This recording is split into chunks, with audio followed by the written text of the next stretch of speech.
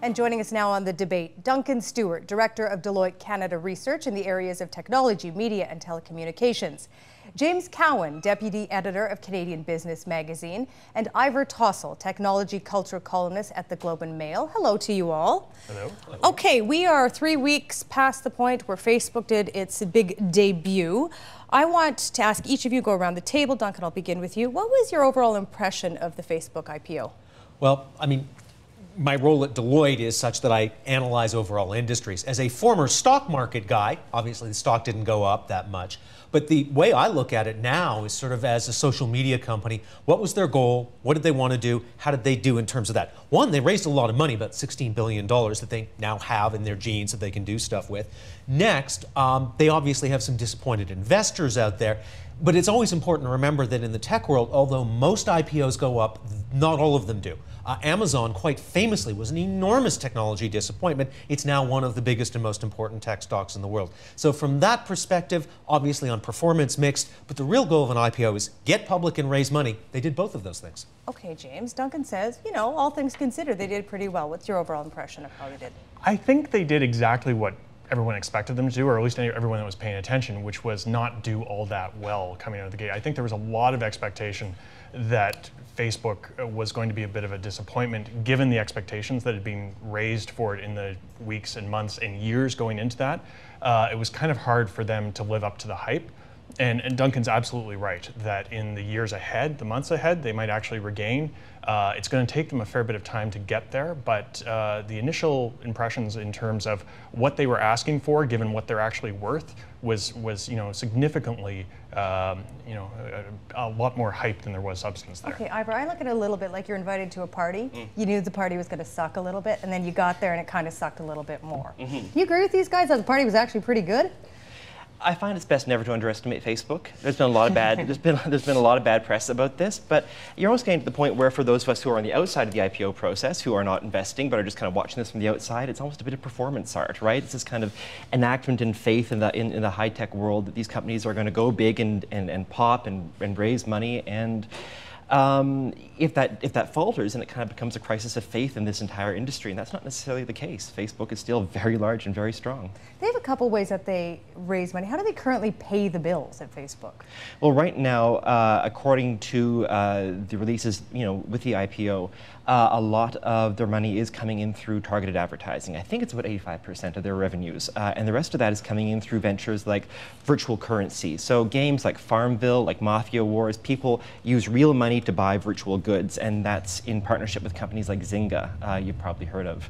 Yeah, I think that's the bulk of their revenues. Okay, we'll talk more about what exactly Zynga is, because I don't think everyone, including myself, don't really know what it is. We'll talk about that in a little bit, but James, I want to ask you, it's a public company now, and with that there is enormous pressure, or more pressure, to increase the amount of profits it generates. How's it going to do that? The big push that they're looking at right now, and the big problem that they have right now is reaching out into the mobile space. So actually getting Facebook out onto people's cell phones. And one of the big problems they have right now is because your cell phone screen is so small, any advertising that is showing up on there is teeny tiny. And so they've been having a lot of trouble actually selling to or actually displaying any ads at all there. I think that's the biggest place they're going to push. The other interesting thing that came out in the IPO is this whole notion of virtual goods, which seems a little bit fairy tale-ish. It's going to be a huge growing space for them. That I believe the numbers are they're out there right now in the industry as a whole. About $4 billion worth are being sold. It's expected to go up to $17 billion in the next little while, at least according to the numbers quoted in the IPO. So that seems to be a huge growing industry in sort of fairy dust to the average investor.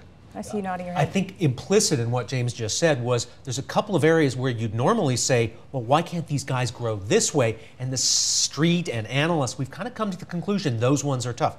The normal way they could move the needle would be to double the number of people who use Facebook. But at 900+ million, that's going to be really, there aren't that many people online, so that gets kind of tough. The other one, though, is, and I know people hate acronyms on TV, but I have to use one. It's called ARPU, Average Revenue Per User. Now, ARPU per year for a company like Facebook is running at about $4 per year per user from advertising and so virtual. So that means I statistically I'm spending $4 a year. You're not spending. Advertisers are giving Facebook, gaming companies are giving Facebook about $4 per user per year. Higher probably in North America, lower in some other areas. LinkedIn is a little higher than that, about $6 per user per year. But for example, a newspaper would be on the close order of $400 or $500 per year. TV, we spend about $1,500 per household per year. So this is one of the challenges. A lot of people thought that Facebook 4 could maybe not go to $1,500, but could go to 6 or 8 or 10. It's been stuck at 4 for a couple of years, and I think that's sort of buried in our assumptions is they're going to have a lot of trouble moving it from 4 to 40. 5 may be doable, but 4 seems to be the magic number for now. Ivor, do you agree with that? In general, yes. There are studies that show that there's not that many people who actually participate in the economy on Facebook. You know, there's not many people who actually click on ads, who purchase goods through it. One of Facebook's real challenges coming up is, especially as James mentioned, it's not very strong on mobile devices. More and more people are using Facebook and the internet in general on mobile devices, and it's got to figure out how to get those people clicking and buying things on that platform. I want to go back to you, Duncan, because I heard a presentation that you made last week, and you actually had some numbers about the number of people. We think everyone's going to mobiles, but you said actually it's not quite true, our picture of that. By number of devices, mobile is huge. Just this last year, 2011, around the world, more people bought smartphones and tablets than bought PCs, like 560 million to 360. When you look at the installed base in 2012, on the planet, we're going to have more smartphones and tablets than PCs. But people spend an awful lot more time in front of their PC. Smartphones are great, but people tend to glance at them. People sit down in front of computers for hours at a time. So in terms of total internet traffic, about 90% of it is still coming to the PC screen. Although mobile is big and important and growing, it is crucial to realize that the traditional big PC screen is still the bulk of ours, especially in large developed markets, which is where most of the ad dollars are. I was in Indonesia not that long ago. Great country, but GDP is about $4,000 a person. From an advertiser's perspective, that's significantly less attractive than someplace like Singapore or Canada, where it's $40,000 or $50,000 a person. Okay, Ivor, a couple of minutes ago, you mentioned Zynga. Yes. We're going to talk about Zynga. I want to talk about the different ways that social media companies can generate revenue. There's actually only a really couple ways out there. So let's go through them just briefly. Tell me how each one works and pros and cons. We're going to bring up some pictures of them while we talk about them. So talk to me about display ads. How do they work? What are they? What are the pros and cons?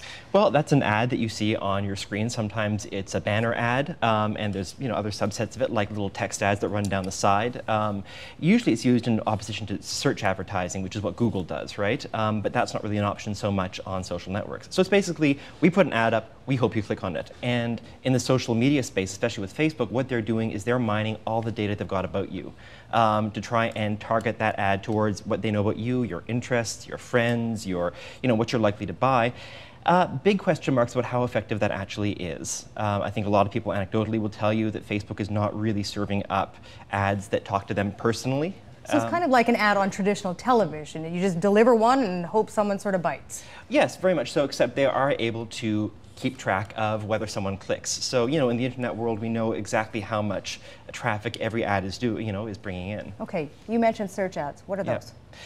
That's what you'll see on Google. And the great advantage that Google has in this world of advertising and the internet space is that it knows what you're thinking about at the moment you make that search. Because if you search for clocks on Google, if you search for where to buy a clock, Google knows that at that moment you are looking to buy a clock. And so an ad that they put up saying here's where you buy clocks is very likely to attract a very worthwhile click that could turn into real money. Okay. Whereas, Sorry, go ahead. Oh, whereas a click that happens when they don't know that you are actually interested in buying a clock, much less likely to be effective. Okay, I want to talk to you also about targeted ads. We're going to bring up another picture. This is actually from our producer Meredith Martin's Facebook page. And talking to her, she said some of these are quote unquote right, some are wrong. So tell me what a targeted ad is. Well, a targeted ad, as I was saying, is an ad that mines your personal information to say, here's what you are likely to be interested in.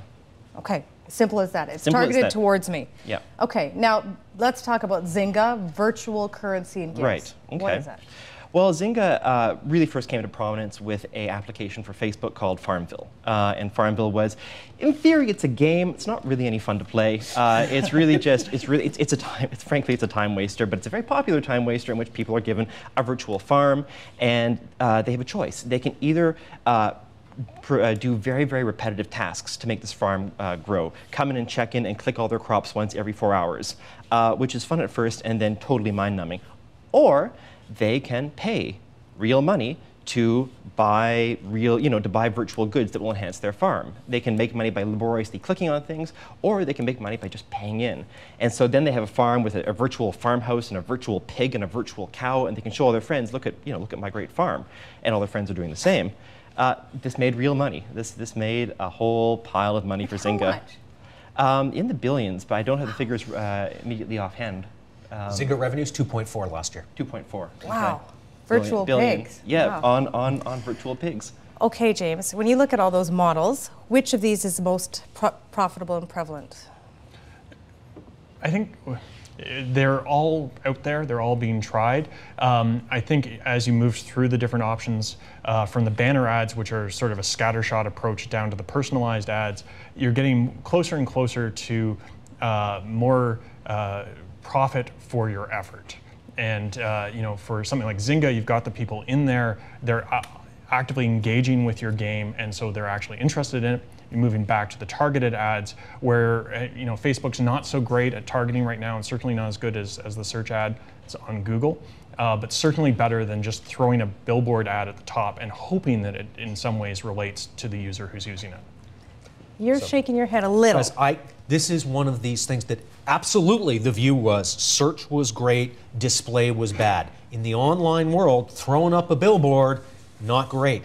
Interestingly, though, when we look at the world of, I don't know, an obsolete dying medium like, television, when we have ads, and TVO doesn't, but when you look at a TV ad, nobody clicks on nobody clicks on actual billboards. In the world of traditional advertising, that kind of advertising called display rather than direct response is in fact much larger than direct response. In online, it's the other way around. So there's an emerging debate, a really big debate, about what's the right metric for an ad on a social network.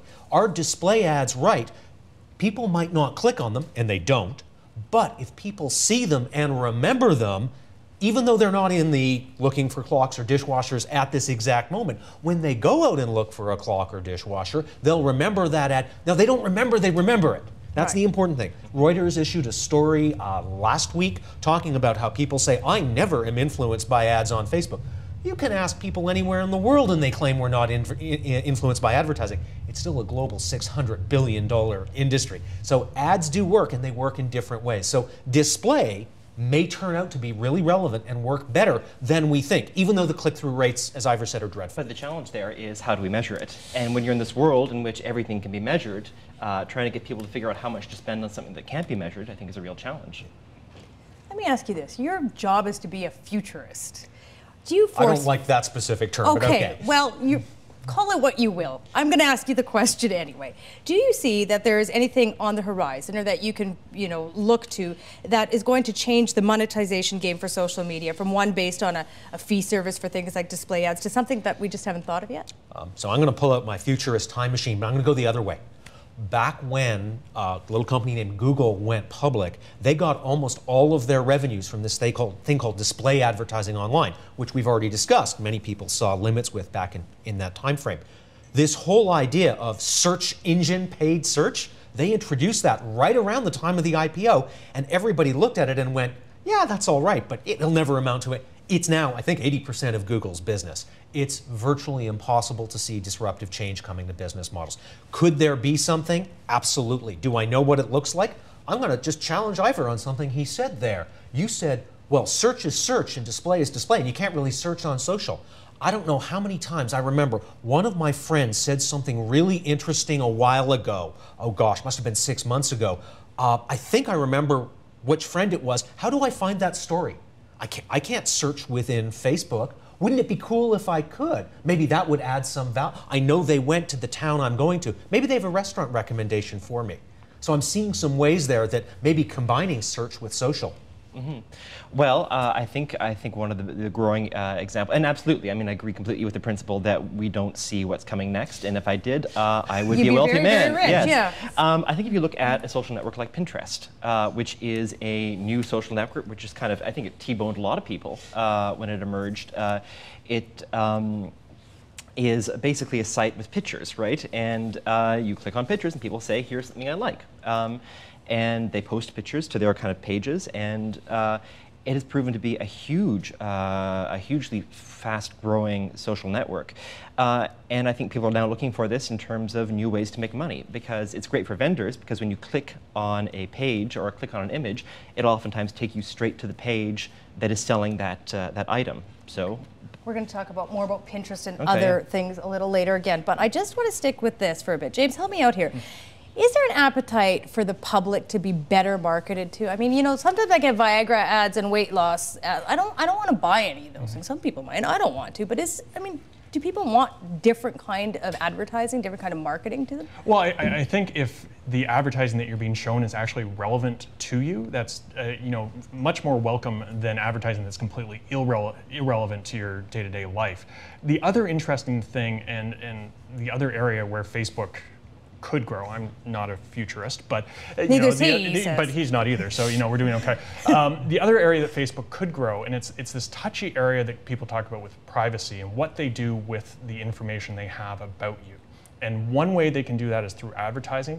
The other way that I've heard people talking about them growing is to use that information to offer you targeted services. Like, for example, if you could set up a dating site within Facebook that used all of the information that the Facebook site knew about you, not just the information you put in, because you might claim to love French cuisine and romantic movies and long walks on the beach, but really all you're looking at is wrestling sites and steak recipes, then there's a chance that there would be a greater match. And that personalized information, you would welcome them using that to offer you that new service or a new travel site.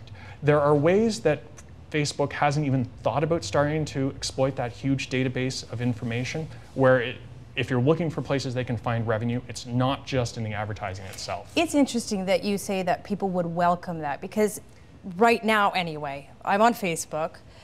I know that when people, they love becoming friends with other people on Facebook and looking at their friends' pictures and stuff. The one thing they are apoplectic about is when Facebook comes to them and says, we're changing our privacy settings. I mean, it's a paradox in the sense that it is one way that Facebook can generate the most revenue.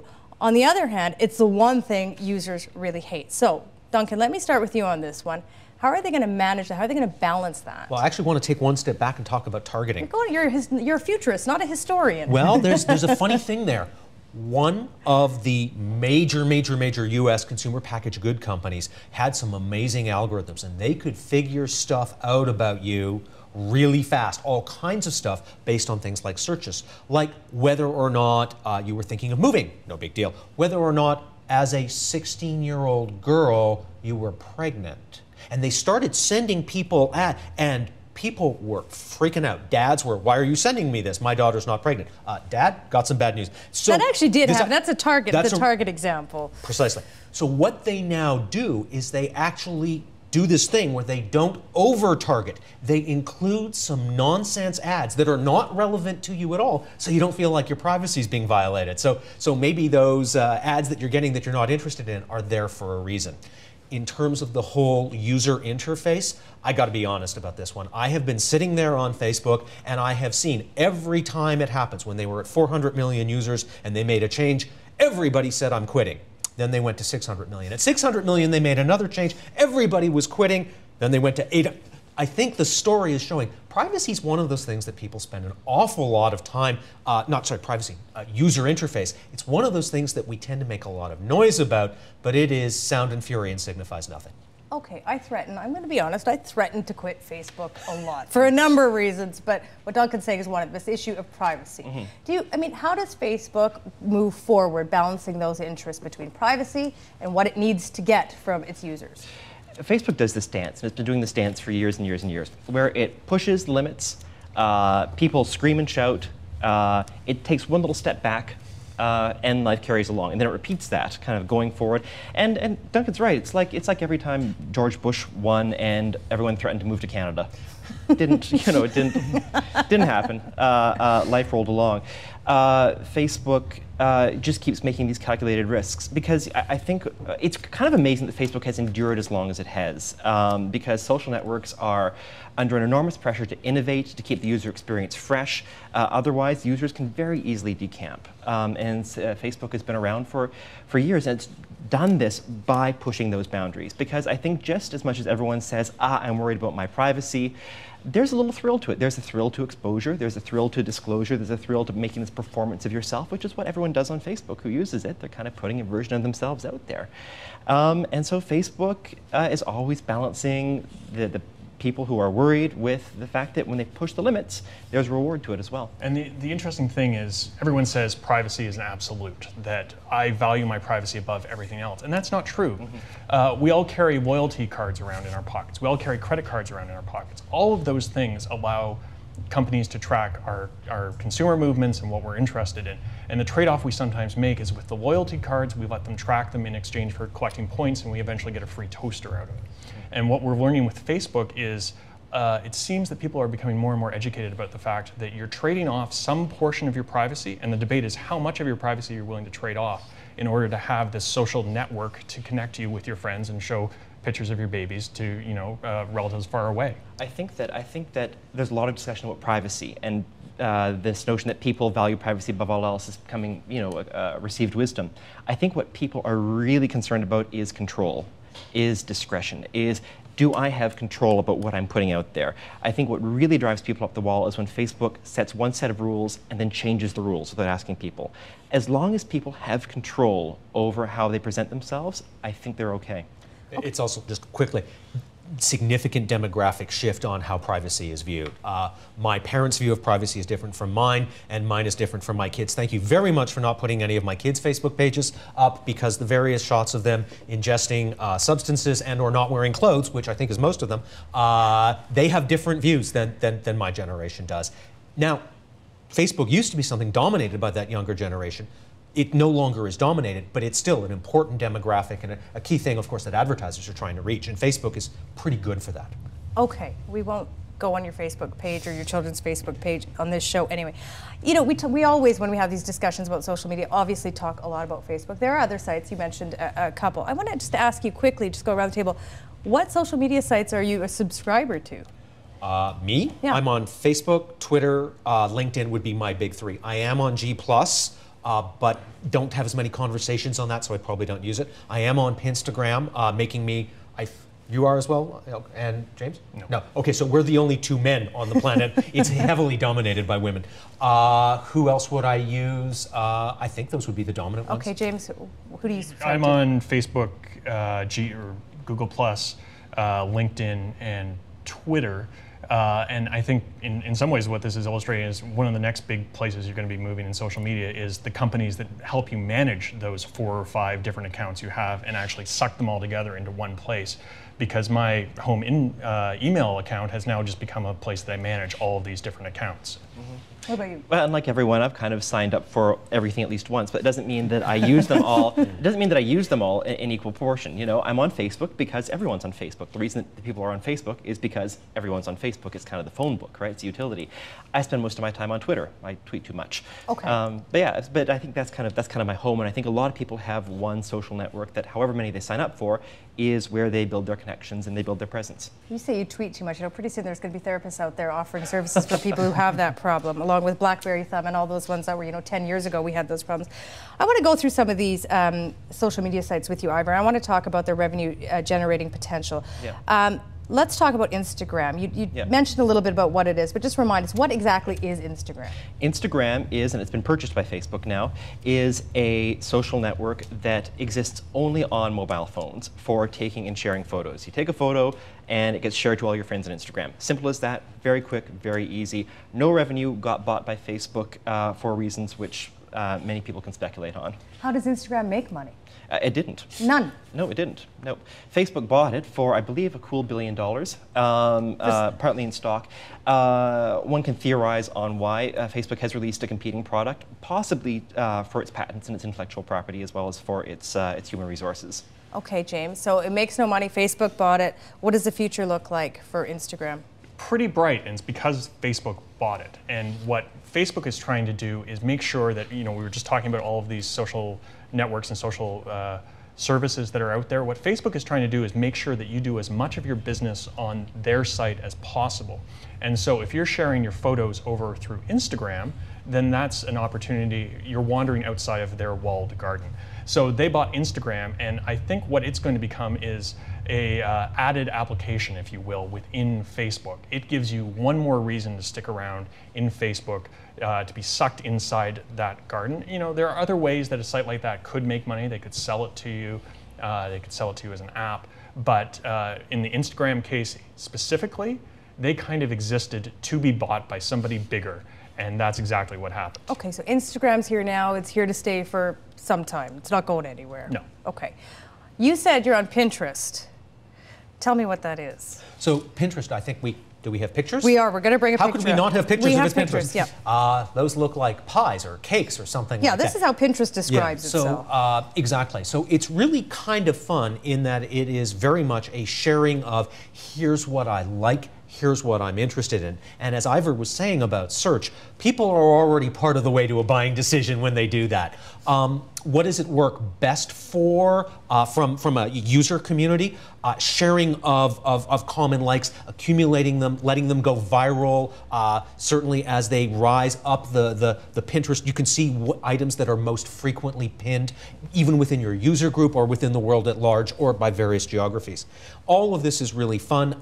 Big for recipes. I could certainly picture, I'm the media business, so I'm a magazine editor of food or fashion, getting my recipes, my dresses, my flight information, whatever it is out there within Pinterest could be huge. So the monetization of that one is relatively obvious.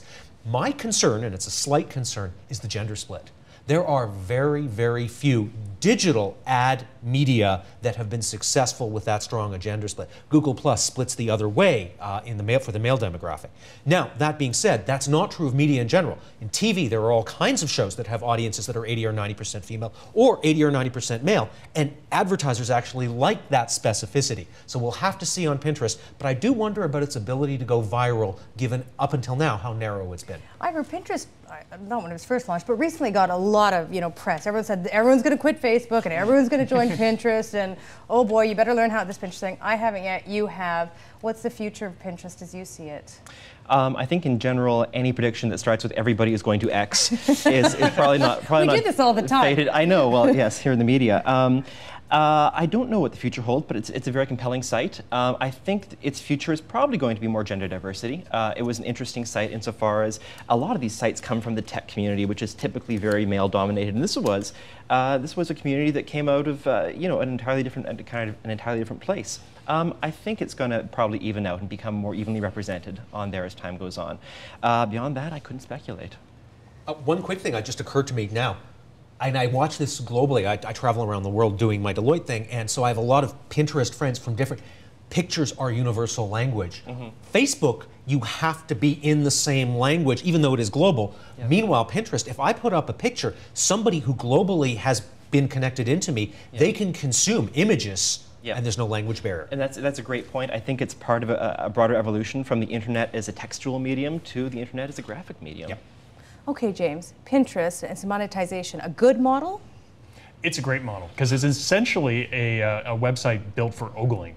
It's entirely there. Should be their slogan. Yeah, they might run into some problems based on the definition, but yeah, it's essentially there to encourage you to look at pretty things. And going from looking at something that's pretty to wanting something that's pretty to buying something that's pretty is a fairly linear progression. And so, there are web services out there that exist right now that, for example, Pinterest could use to every time they refer somebody to a retailer, they get some of the money from that purchase. So it's, as the very, different options are out there, the different social media sites are out there, Pinterest is one of the ones where you look at it and you say, it's pretty clear how they're going to make money off this one.